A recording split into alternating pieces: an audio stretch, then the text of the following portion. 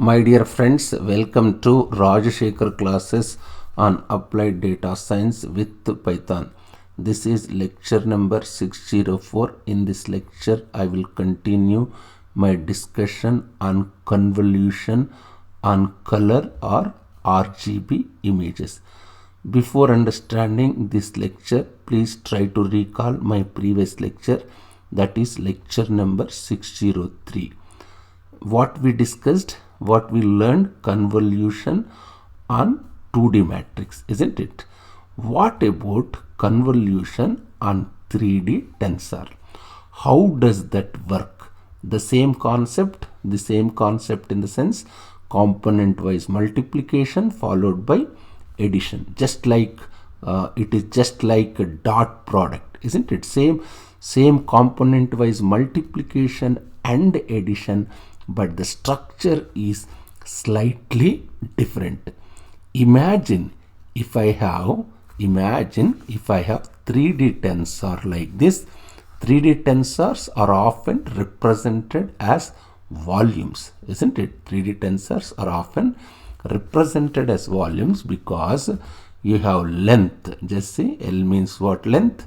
You have width, you have depth, isn't it? Depth is same as channels, depth or channels. Let's assume this is image, isn't it? This image, which size, what is the image of this size? N cross C. This input image size, let me assume N cross C. Suppose there are 3 channels. In RGB image, what is your C? C is number of channels, C equal to 3. Suppose if I apply convolution, that is star is convolution operator. This is my convolution operator. What should my kernel look like? My kernel also becomes, what is my kernel? Kernel also becomes 3 by 3 kernel or 3-dimensional tensor.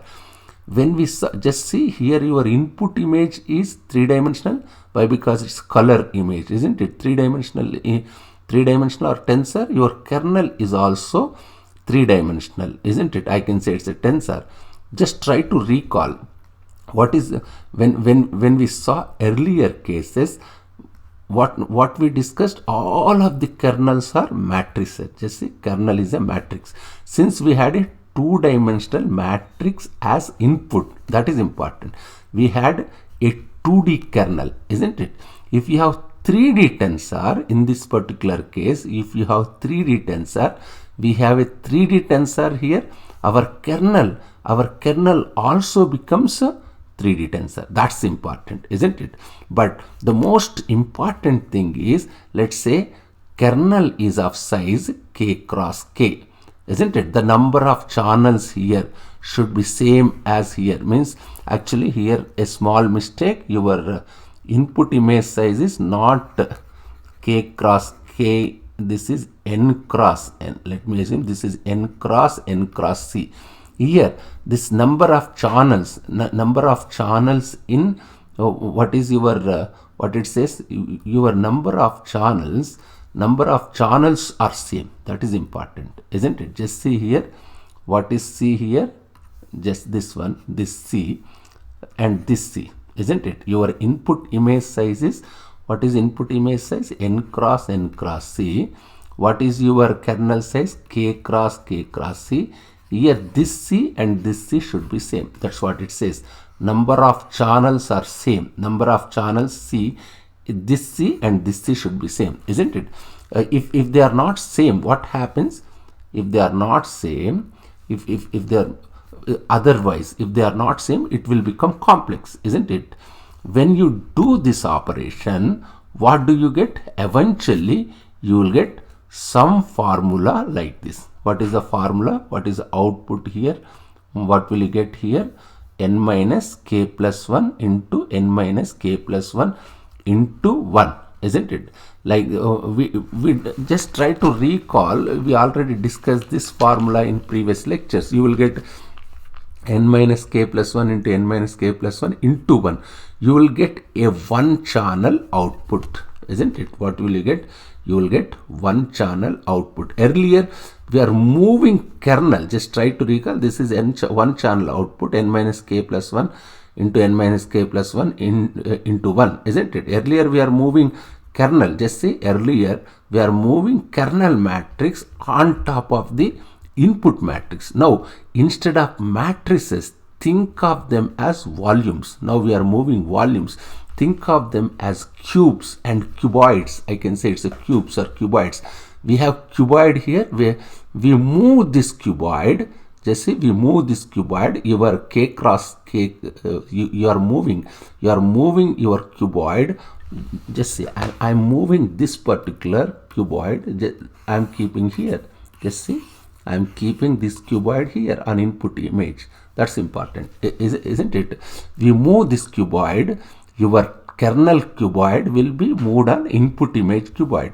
You take cuboid and you take this cuboid, which cuboid?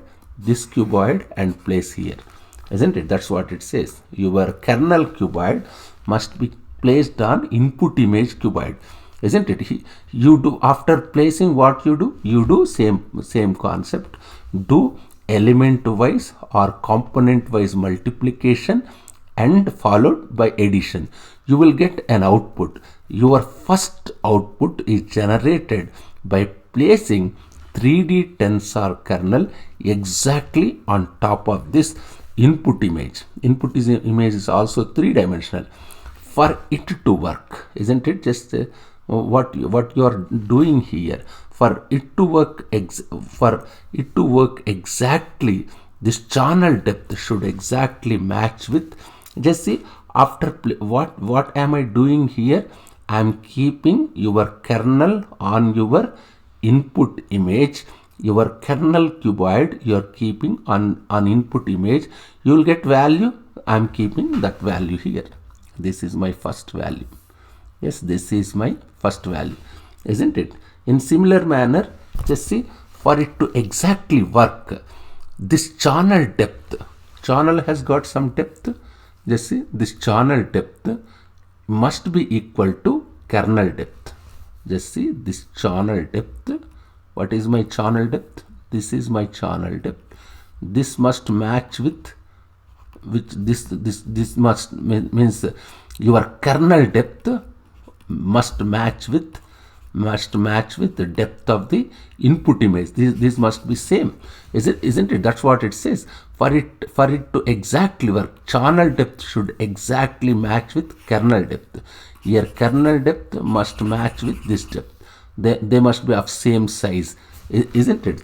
For it to exactly work, this channel depth should exactly match with kernel depth, isn't it? If these two things don't match, what happens? If these two things don't match, you can't exactly place one on top of the other, isn't it? So that's why this C, which C, this input image size n cross C, and this is k cross C. This C should match with this C, otherwise you cannot place, isn't it? So why these two C's should always same, should always same in convolution, at least as far as image processing, as far as deep learning is concerned. There are some other signal processing operations, and they need not be of the same value in the context of signal processing. For our use case, this depth should same as these two depths must be same. This depth must be matched with this depth, isn't it? So whenever I place this tensor, here, I'm placing this tensor here, isn't it? Whenever I place this tensor or this volume here, isn't it? Or cuboid, this cuboid on this cuboid, isn't it? I will get one value, isn't it? That value I'm keeping here. This is first value I'm keeping here. I move this cuboid. What will I do now? I will move this cuboid here. Now I will move just here, and I will get some value. That value I will keep. This is second value, isn't it? That's I move this cuboid again. So let's assume I take this cuboid. Just I'm moving. I will move this cuboid now. isn't it? Just I can move this cuboid now like this. Just I am placing this cuboid here, isn't it? Again I will do, after moving cuboid, again what will I do? I will do component wise multiplication and addition. What will I get? I will get next value. Just see. Yes, this is n cross c, this is k cross c. Depth should be same, isn't it? This depth must match. Again I am moving little, then what will I get? I will get second value. So even though I am doing convolution of 3D tensor and 3D tensor, just I am convolution between two 3D tensor, my output is 2D matrix, isn't it? My output is 2D matrix. So convolution operator on a color image, which is a 3D tensor with a 3D kernel, generates 2D image. This is how we perform convolution on color images, to be specific RGB images.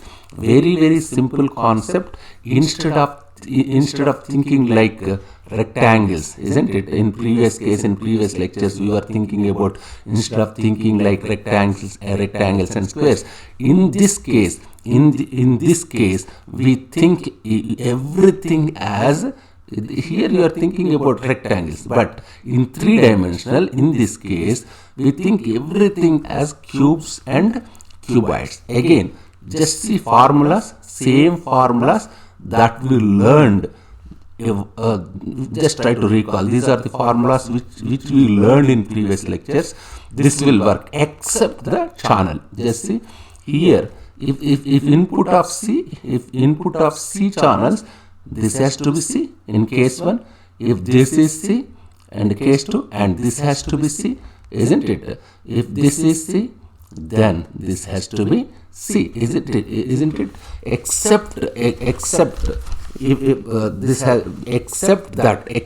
channels, except that everything works out exactly the same way, isn't it? This is how we perform convolution on RGB images, specifically color images. I request to all of you to go through this lecture. If you have any difficulty, please keep a comment. Thank you very much.